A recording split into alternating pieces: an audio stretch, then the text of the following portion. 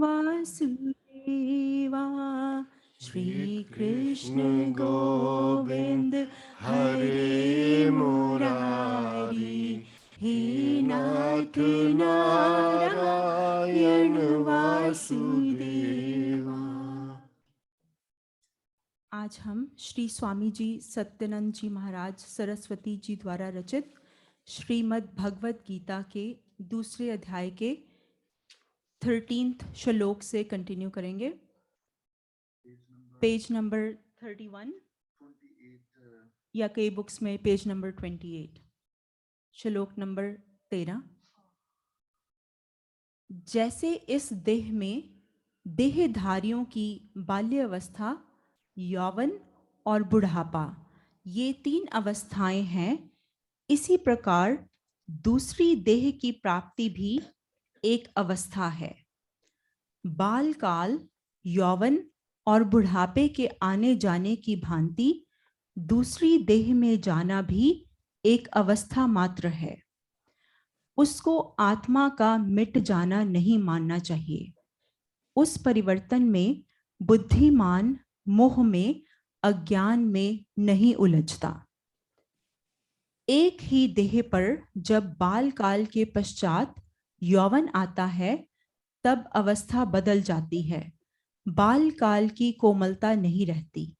इसी प्रकार जब देह पर वृद्ध अवस्था छा जाती है, तब यौवन अवस्था नहीं रहती, परंतु अवस्थाओं को का साक्षी जानने वाला एक ही बना रहता है, वह नहीं बदलता।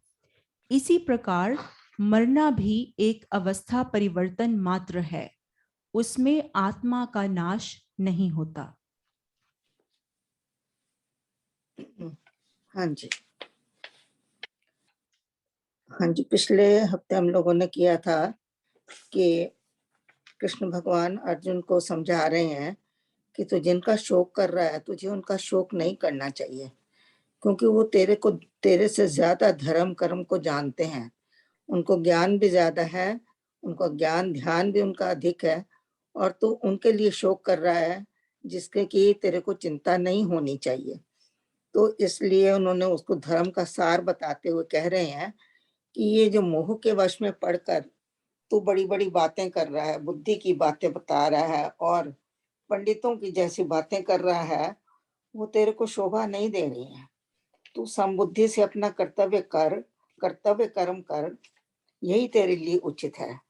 क्योंकि तू अपने कर्तव्य कर्म में अब अधर्म को देख रहा है, और जो कि ठीक नहीं है। तू क्षत्रिय कुल में पैदा हुआ है, तेरा क्षत्रिय स्वभाव भी तुझे युद्ध करने के लिए प्रेरित करता है, फिर भी तू उसको मान नहीं रहा। तो उन्होंने फिर आगे एक बहुत सुंदर ये बताया है कि ये मरने मारने का जो नियम है, ये प्रकृति में अपने आप चल रहा है। इसको ना किसी के मरने या मारने का कारण तू नहीं है। जैसे प्रकृति है, उसमें सब कुछ अपने आप हो रहा है। प्रकृति जो है वो सूरज निकलता है, ढलता है, दिन होता है, रात होती है, ऋतुएं आती हैं जाती हैं, नदियों में पानी आता है, सूखता है, कितने बदलाव दिन भर में होते हैं। पृथ्वी घूमती रहती है, जीव जंतु अपने आप पैदा होते हैं, अपने आप मर जाते हैं। जब प्रकृति का ये नियम है कि सब कुछ अपने आप हो रहा है उसके नियम में, तो तू क्या सोचता है कि क्या तेरे इनको मारने वाला तू है? नहीं, तू इनको नहीं मार रहा है, ये भी प्रकृति के नियम में ही काम हो रहा है। देखिए यहाँ उन्होंने लिखा है, वस्तुओं के परिवर्तन में, लोकों के उत्पत्ति विनाश में जैसे सृष्टि नियम काम कर रहा है, ऐसे ही प्राणियों का जीवन मरण विधाता का विधान है। वो विधान जो है वो परमात्मा का ही नियम है, उसमें ही सब अपने आप मर रहे हैं और पैदा हो रहे हैं। और तू इसको ये सोच के बैठा है कि तू किसी को मारने जा रहा है। तो भगवान उसको ये बताते हैं, और ये भी बताते हैं कि ये जो आत्मा का नियम है, ये नहीं टल सकता है। ये परमात्मा जो है वो सदा है। और फिर अब वो बता रहे हैं कि देह का क्या मतलब है। यहाँ वो कहते हैं, यदि तू समझता है कि ये मरने के बाद मर जाएंगे, तो ऐसा नहीं है। तेरे और हमारे कई जन्म थे, और उन जन्मों को मैं जानता हूँ, तू नहीं जानता है। और हमारे मरने के पश्चात फिर से हम पैदा होंगे, तो इस प्रकार ये जन्म और मरण चलता ही रहेगा। लेकिन जो देह है और आत्मा है, ये दोनों भिन्न भिन्न वस्तु हैं। ये एक सूक्ष्म सत्ता है जो तीनों कालों में एक रस अमृत है। वो आत्मा की बात कर रहे हैं कि आत्मा जो है सूक्ष्मतम सत्ता है, जो कि दिखाई नहीं पड़ती है लेकिन अनुभव में आती है। ये तीनों कालों में, हर काल में, वर्तमान में, भूत में, भविष्य में, हर वक्त ये एक ही तरह की रहती है। ना ये बढ़ती है ना ये घटती है। जो आदि हमारे आदि अंत और मध्य है राम जी, और इसके स्वरूप का मरण कदापि नहीं होता। और ये भी नहीं है कि शरीर जाता है तो आत्मा मर जाती है। वो कहते हैं ये अखंड है और अमर है। लेकिन मरना जीना जो है वो आत्मा के संयोग वियोग में केवल काया में कहे गए हैं। सिर्फ शरीर में ही हमारा मरना होता है और आत्मा जो है मरती नहीं है। आगे वो कहते हैं इस देहधारियों में बाल्यावस्था, यौवन और बुढ़ापा तीन अवस्था। इस तरह से वो कह रहे हैं कि जितनी भी ये अवस्थाएं हैं ये सारी की सारी देह में ही आती हैं। यौवन भी देह में है, बालकाल भी देह में है, मृत्यु भी देह में है, ये सारी बुढ़ापा भी देह में है। ये सारी चीजें जो है देह में होती हैं और देह के मिट जाना पूर्णतः संभव है, क्योंकि ये तो असत्य है। असत्य का मतलब है कि ना कभी रहती, स्थिर नहीं है। लेकिन आत्मा जो है वो सदा अमर है, इसलिए वो कभी भी नहीं मरता। ये उस परिवर्तन में बुद्धिमान मोह में, अज्ञान में नहीं उलझता। कहने कि ये जो शरीर में परिवर्तन हो रहे हैं, बचपन से यौवन आता है, यौवन से बुढ़ापा आता है, फिर बुढ़ापे के बाद मृत्यु आती है। तो जो ज्ञानी लोग हैं वो इसको समझते हैं और इस अज्ञान में नहीं जाते हैं। वो समझ जाते हैं कि आत्मा तो अभी भी है, शरीर का अंत हो गया है। तो इस प्रकार वो कह रहे हैं एक ही देह में जब बाल काल के पश्चात यौवन आता है तब अवस्था बदल जाती है। तो ये बता रहे हैं, अभी जैसे हमने कहा है कि शरीर तो बदलता रहता है, कभी बाल अवस्था में है, कभी यौवन में है, लेकिन जो अवस्थाएं आती हैं सारी शरीर में ही आती हैं। आत्मा में कोई अवस्था नहीं आती।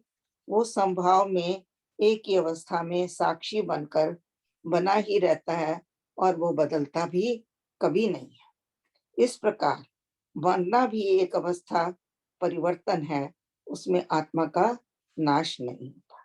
कह रहे हैं कि ये इसको आप हम लोग माने और जाने कि आत्मा का नाश कभी भी नहीं होता। हाँ जी। जब मरण जीवन केवल अवस्था परिवर्तन है तो सुख दुख क्या है और किसको होते हैं? इसके संबंध में महाराज ने कहा, हे कुंती पुत्र, इंद्रियों के जो रूप आदि विषयों के साथ संयोग हैं वे ही शीत उष्ण सुख दुख देने वाले हैं। इंद्रियों की वृत्तियों का बाहर के विषयों के साथ संयोग ही अनुकूल प्रतिकूल भाव का कारण है। वे विषय उत्पत्ति नाशवान हैं, अनित्य हैं। हे भारत, तू उनको विचार से सहन कर। देखने सुनने आदि के भाव से जब चित्त वृत्ति रूप आदि विषयों में जाती है तो उनमें तदाकार हो जाती है, उनमें अनुकूल प्रतिकूल की कल्पना कर लेती है। तब अनुकूल से राग और प्रतिकूल से द्वेष होने लगता है। इसी से सर्व सुख दुखों की उत्पत्ति होती है। विषयों में चित्त वृत्तियां ठीक उसी प्रकार विषयाकार बन जाती हैं जैसे जल क्यारे अथवा सांचे के आकार के अनुसार अपना आकार बना लेता है। हाँ जी, यहाँ रुकेंगे। उन्होंने बताया कि जीवन मरण जो है ये एक अवस्था है और इसमें सुख दुख होते हैं। जब मरता है इंसान तो उसको सुख होता है और दुख होता है। ये परिवर्तन, जन्म मरण जीवन केवल अवस्था परिवर्तन है। तो सुख दुख क्या है? वो कहते हैं सुख दुख क्या है? कहते हैं कि ये सारे सुख और दुख का कारण हमारे मन में जो है वो वृत्तियां हैं। वो वृत्तियों के कारण ही हमें सुख और दुख होते हैं। ये वृत्तियां क्या है? ये वृत्तियां जो है हमारी मन की अवस्थाएं हैं। अलग अलग तरह की जब हमारे अंदर मन के अंदर भाव होते हैं, कभी आपका लोभ का भाव होता है, कभी ईर्ष्या का भाव है, कभी अहंकार का भाव आता है, कभी हम आलस का भाव है। हर तरह तरह की हमारे अंदर वृत्तियां हैं। और वो वृत्तियां जो है वो चित्त के इर्द गिर्द रहती हैं। कोई भी चित्त वृत्ति जो है वो इन चीजों से खाली नहीं है। हमारे इन वृत्तियों से हमारा चित्त कभी भी खाली रहता नहीं है। और ये वृत्तियां जो ही हैं, ये हमारे जब अंदर होती हैं तो इनका संबंध बाहर से होता है, विषयों से होता है। जब विषय के साथ हमारी इंद्रियां जाती हैं तो वो दुख और सुख देने वाले बन जाते हैं। यहाँ पर एक है कि देखिए हमारे पास 5 इंद्रियां हैं, ज्ञान इंद्रियां। वो कहते हैं कि अगर किसी के पास परमात्मा ने कई जीवों को एक एक इंद्रिय दी हुई है, यदि उस इंद्रिय एक को भी वो पूरी तरह संभाल नहीं पाते हैं, उसके बीच में आकर वो मर जाते हैं। जैसे उदाहरण है पतंगे का, वो रूप का है, उसके वो रूप से इतना प्रभावित हो जाता है, इतना प्रभावित होता है कि उसको पता है कि इस रोशनी के पास मेरे जाने से मेरी मृत्यु हो जाएगी। लेकिन उसकी इंद्रिय जो है वो रूप है, और जो रूप की इंद्रिय इतनी ज्यादा उसके अंदर प्रभाव करती है कि वो जानते हुए भी रोशनी के इर्द गिर्द घूमता रहता है और मर जाता है। इसी तरह जो हाथी है वो स्पर्श है, उसके अंदर स्पर्श की इंद्रिय जो है बहुत गहन है, बहुत गहरी है। कहते हैं कि हाथी को जब पकड़ना होता है तो उसको हथनी का स्पर्श कराते हैं, और उस स्पर्श को इतना वो उसमें मस्त हो जाता है, लुभायमान हो जाता है कि उसको यही नहीं पता कि मेरे आगे गड्ढा है और मैं उसमें गिरकर अपनी जान दे देता। तो ये उसके पास स्पर्श की इंद्री है। पतंगे के पास रूप की इंद्री, एक एक इंद्री है। और मृग के पास सिर्फ एक संगीत है। जो मृग इतनी दूर से आते हुए 1-2 मील पहले ही शेर की आवाज को सुन लेता है अपने कानों से, लेकिन वो जब संगीत में इतना मगन हो जाता है कि उसको किसी चीज का भान नहीं रहता, और उसका शिकार लोग कर लेते हैं। शिकारी आता है और उसको पकड़ लेता है, तो उसकी एक इंद्रिय जो है कान की, ये कर्ण की उसकी है, मृग की, तो एक इंद्रिय जो है वो उसकी जान ले लेती है। इसी तरह जो मछली है वो जीभ है, उसमें जा कांटा डालते हैं पकड़ने के लिए, तो बीच में फूड लगाते हैं, खाना देते हैं, तो मछली उसके प्रभाव में आती है और फिर उसकी जान चली जाती है। भंवरा जो है वो गंध का है, उसको गंध बहुत प्रभावित करती है। तो वो देखिए उस गंध को उसको पता भी है कि रात हो गई है, मैं अगर नहीं निकलूंगा यहाँ से फूल के अंदर से तो इसके अंदर ही बंद हो जाऊंगा, और इसी तरह से वो अंदर रह जाता है और फिर अपनी जान गंवा बैठता है। तो देखा जाए तो कहते हैं कि भगवान ने जिनको एक एक इंद्री दी है वो भी उसके अंदर इतने जुड़ जाते हैं, इतने जुड़ जाते हैं कि उनकी वो इंद्री ही उनको उनकी जान लेने का कारण बन जाती है। तो हमारे पास जो है वो 5 इंद्रिय है। सोचिए कि हम इन 5 इंद्रियों को कैसे नियंत्रण में करें और कैसे इनसे बचें। तो वो बताते हैं कि हमारे पास तो सिर्फ ये 5 इंद्रियां हैं, लेकिन इनको कंट्रोल करने के लिए हमारे पास बुद्धि है। जिस बुद्धि से हम लोग इसको नियंत्रण में या इसको थोड़ा सा अपने वश में कर सकते हैं। तो वो कह रहे हैं जब जन्म मरण केवल अवस्था परिवर्तन है तो सुख दुख क्या है? तो कहते हैं ये सब वृत्तियों का प्रभाव है। और किसको होते हैं? ये हमारे शरीर को होते हैं, आत्मा को नहीं होते हैं। तो ये जो वृत्तियां इस संबंध में महाराज कहते हैं, हे कुंती पुत्र, इंद्रियों के जो रूप आदि विषयों के साथ संयोग है वे ही शीत उष्ण सुख दुख देने वाले हैं। तो क्या है कि ये जो हमारी इंद्रियां हैं इनको आदत है बाहर भटकने की। बाहर ये कुछ ना कुछ देखना चाहती हैं। 5 इंद्रियां हैं, कान की है, आंख है, त्वचा है और जीभ है। इस सब इस मिलाकर 5 होती हैं। तो इन 5 इंद्रियों को बाहर आने की बड़ी आदत है। और जैसे ये बाहर जाती हैं, ये वृत्तियां बाहर के विषयों के साथ अपना एक जोड़ बना लेती हैं, संयोग कर लेती हैं।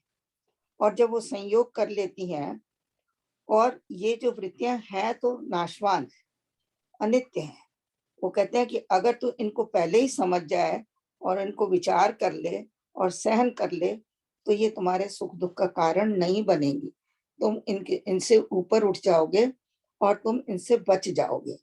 लेकिन हम क्या करते हैं, हमारी इंद्रियां जो है बाहर जाती हैं, और चित्त वृत्तियां जो है हमारी, तरह तरह के अंदर हमारे मन के अंदर जो वृत्तियां हैं, उन वृत्तियों में जाकर ये बाहर जाकर जुड़ जाती हैं, उनके साथ तदाकार हो जाती हैं।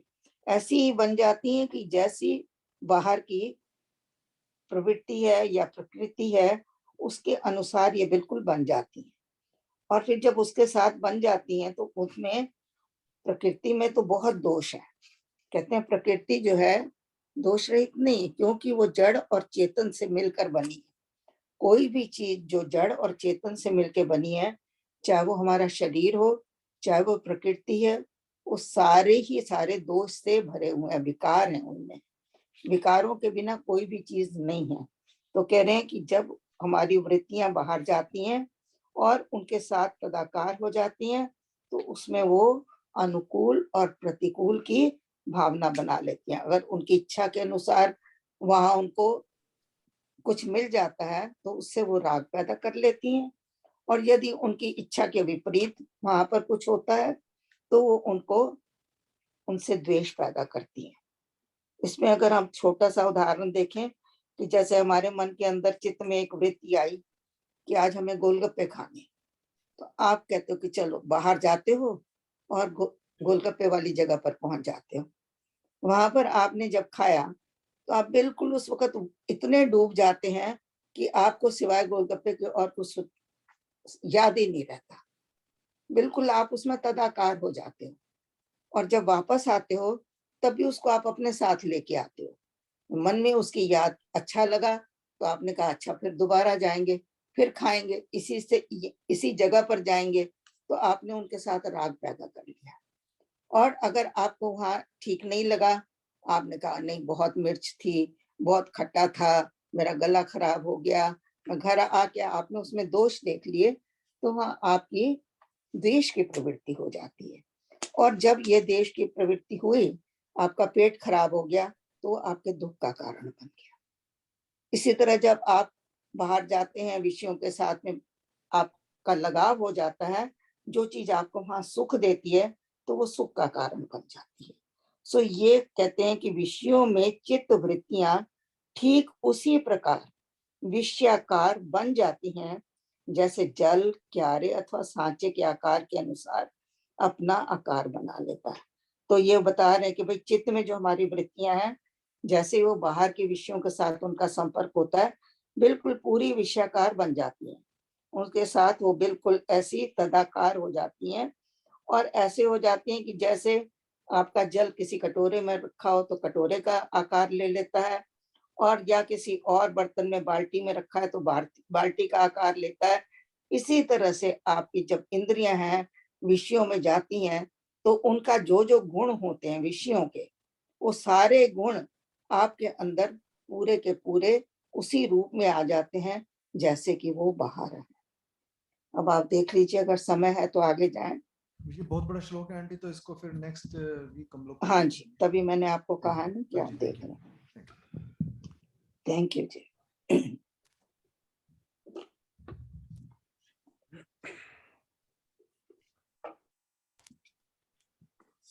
जय श्री राम।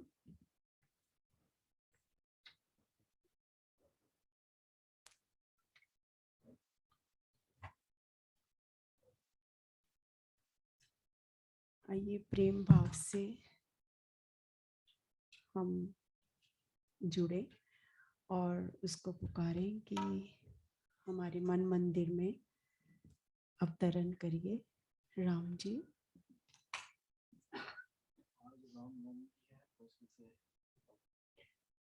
तो जैसे बच्चा भूख के लिए अपना उसको कोई ज्ञान नहीं होता, सिर्फ आंसुओं से पुकार करता है कि हे राम तुम जल्दी आ जाओ। और हम भी उसी तरह जैसे भीलनी ने, शबरी ने अपने गुरु की आज्ञा मानकर कि राम जरूर आएंगे, तुम बस राम राम करते जाओ, तो उसी तरह वो पूरा समय राम जो भी काम करती, राम राम राम, इसी तरह हम भी उसको राम राम पुकार के तो अपने मन में हमारे अवतरण करो, मन में हमारे आओ और कृपा करो। मेरी चौपड़ी दे पाग अज खुल जाएंगे, राम आएंगे। ओ मेरी चौपड़ी दे पाग अज खुल जाएंगे, राम आएंगे। ओ मेरी चौपड़ी दे पाग अज खुल जाएंगे, राम आएंगे। मेरी चौपड़ी दे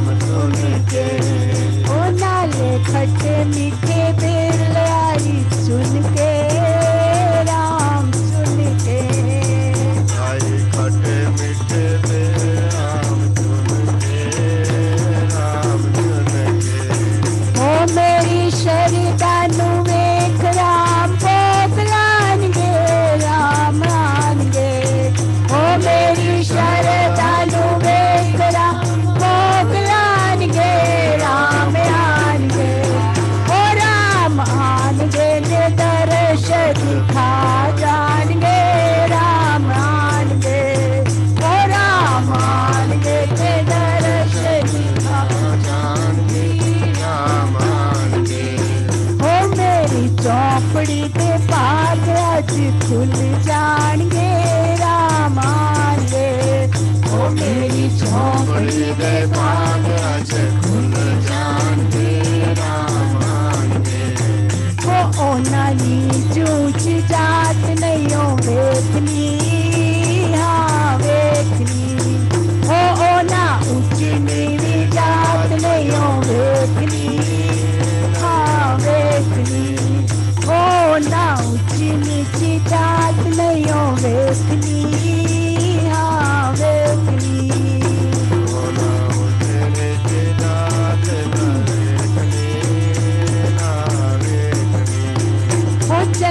मंदी कोई सुगात नहीं हो देखनी वेखनी चंगी मंदी कोई सुगात नहीं हो वेखनी वेखनी चंगी मंदी सुगात नहीं हो ओ दयावान मैनू चरना दे नाल लानगे राम आनगे दयावान मैनू चरना नाल लानगे राम आनगे ओ दयावान मैनू चरना दे नाल लानगे राम आनगे ओ दयावान मैनू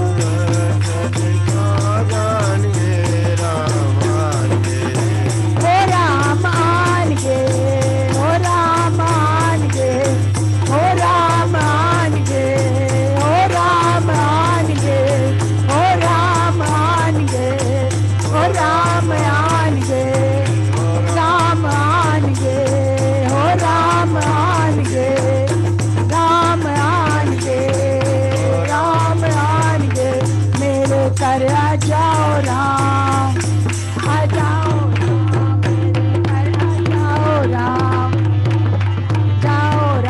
मेरे घर आ जाओ राम मेरे घर आ जाओ राम मेरे घर आ जाओ राम मेरे घर आ जाओ राम आके दर्शन दिखाओ राम आके दर्शन दिखाओ राम मन मंदिर में आओ राम मंदिर में आओ राम ओ आके दर्शन दिखाओ राम दर्शन दिखाओ राम आ जाओ राम आ जाओ राम आ जाओ राम आ जाओ राम आ जाओ राम आ जाओ राम आ जाओ राम आ जाओ राम आ जाओ राम आ जाओ राम आ जाओ राम आ जाओ राम आ जाओ राम आ जाओ राम आ जाओ राम आके दर्शन दिखाओ राम आके दर्शन दिखाओ राम आके दर्शन दिखाओ राम आके दर्शन दिखाओ राम जय श्री राम जय श्री राम जय श्री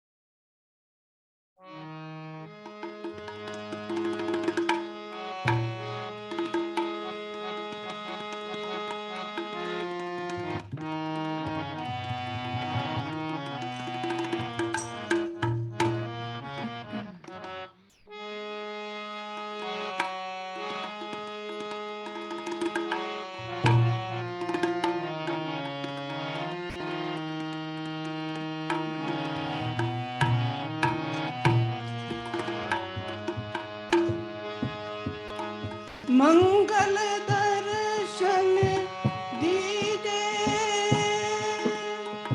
मंगल दर्शन दीजे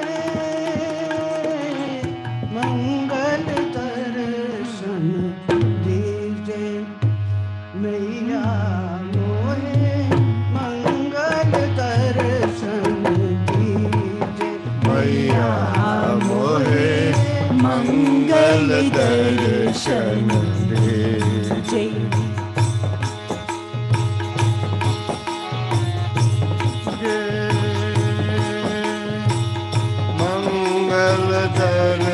दर्शन दीजे,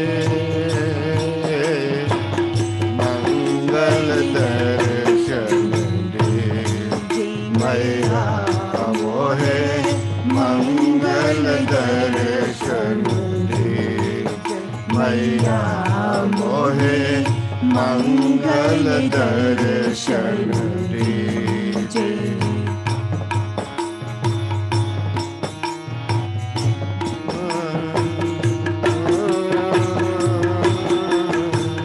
विमल तेजोमयी मधुर मूर्ति, तेजोमयी मधुर मूर्ति, मनोगमा हारो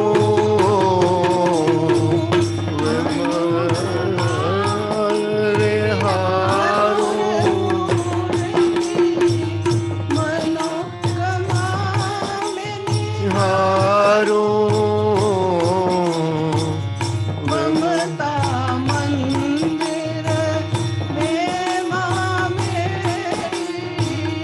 ममता मंदिर में माँ मेरी, अपना मुझे कर मैया मोहे, मंगल दर्शन मैया मोहे मंगल दर्शन दीजे।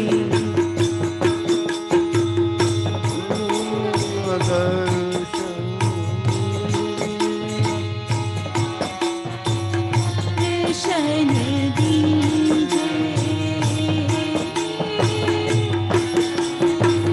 मंगल मैया मोहे मंगल दर्शन मैया मोहे मंगल दर्शन दीजे।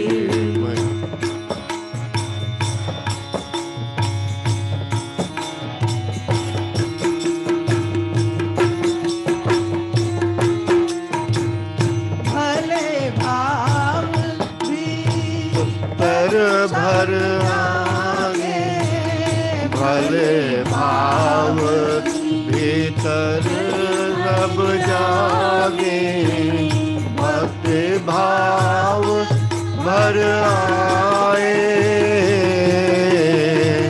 भले भाव भीतर सब जागे, भक्ति भाव भर आए, भारी भरोसा भगवती पाऊं, भारी भरोसा भगवती पाऊं, ऐसी करुणा कीजिए मैया मोरे, मंगल दर्शन दीजिए मैया मोहे मंगल दर्शन दीजे, मैया मोहे मंगल दर्शन दीजे।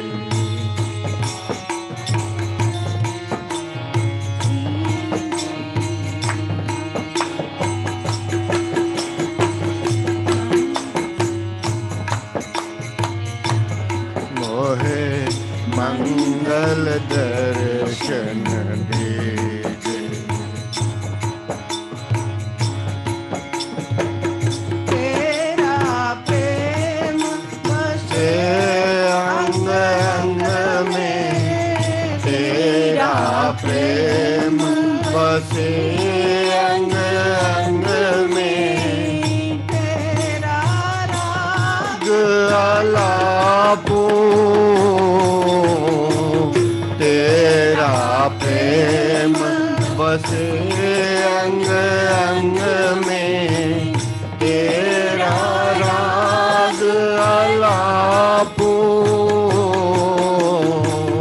वे मैं कर्म करूं जिससे तू, वे करूं जिससे तू मुझ पर मैया या मोहे मंगल दर्शन दे मैया मोहे मंगल दर्शन दीजे मैया मोहे माता मुझे निहारे निष्ठ प्रेम के संग आशीष कर दो फेरी ले अपने और संग डगमगाए पैर दो लचके कोमल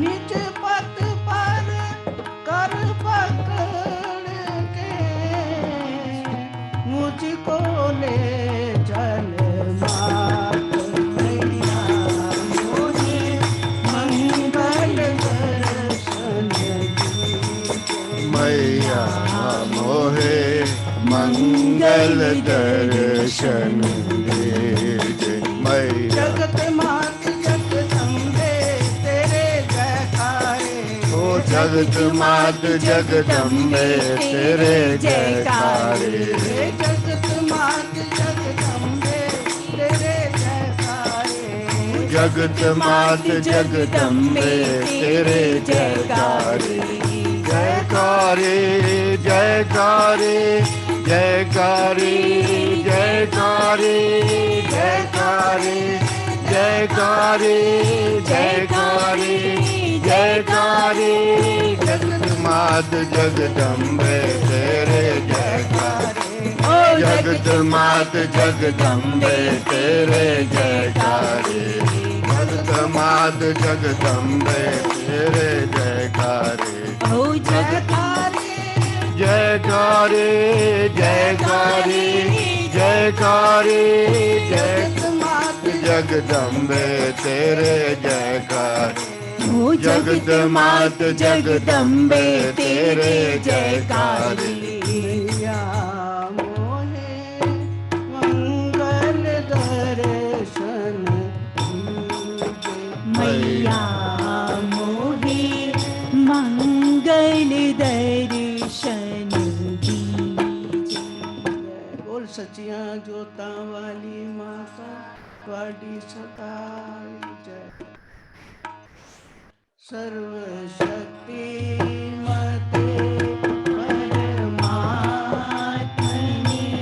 श्री रामाय नमः। सर्वशक्तिमते परमात्मने श्रीरामाय नमः। ओ सर्वशक्ति मते परमात्मने श्री रामाय नमः। सर्वशक्ति मते परमात्मने श्री रामाय नमः। सर्वशक्ति मते परमात्मने श्री रामाय नमः। सर्वशक्ति मते परमात्मने श्री रामाय नमः। सर्वशक्ति मते परमात्मने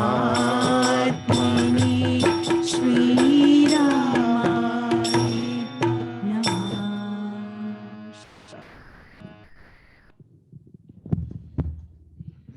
छोटी सी सूचना है कि दिस कमिंग सैटरडे को स्वामी सत्यानंद जी महाराज जी का जन्म दिवस है और हम वो सब मिलजुल कर श्री राम शरणम फैसिलिटी यहीं पे इसी जगह पे मनाएंगे।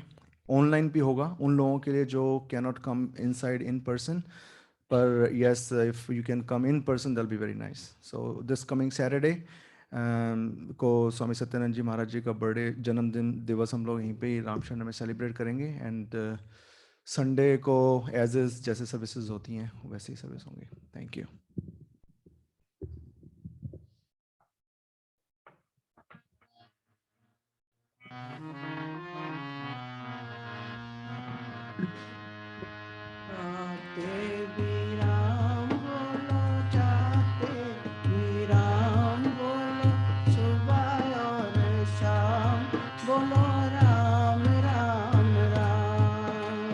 आते भी राम बोलो, जाते भी राम बोलो, सुबह और शाम बोलो राम राम राम। बोलो राम राम राम, बोलो राम राम राम, बदलो राम राम राम, बदलो राम राम राम, भजो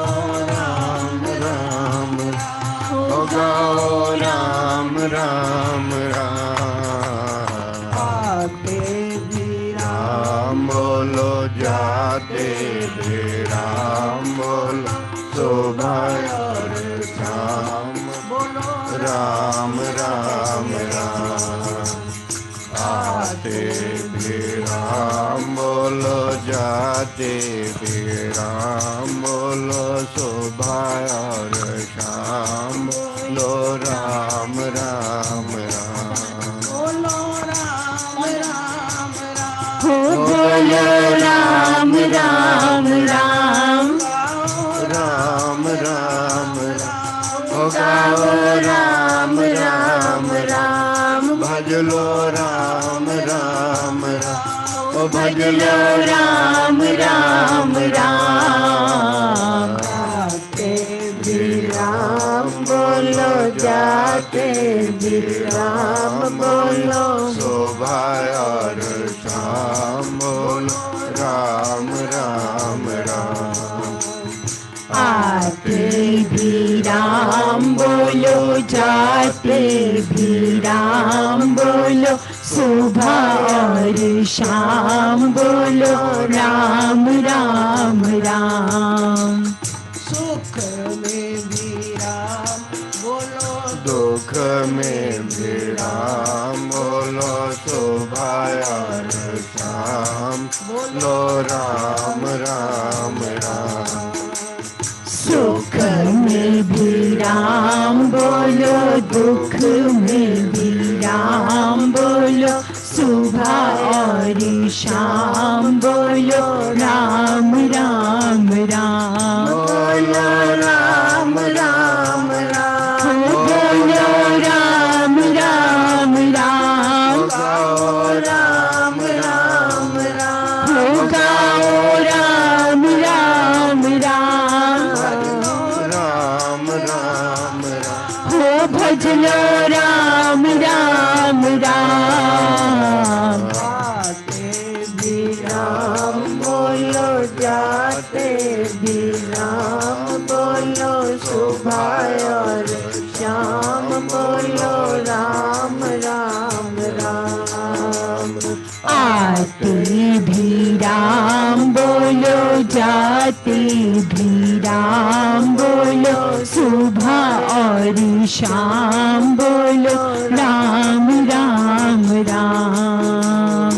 सुविधा में राम बोलो, दुविधा में राम बोलो, सुबह और शाम बोलो राम राम राम।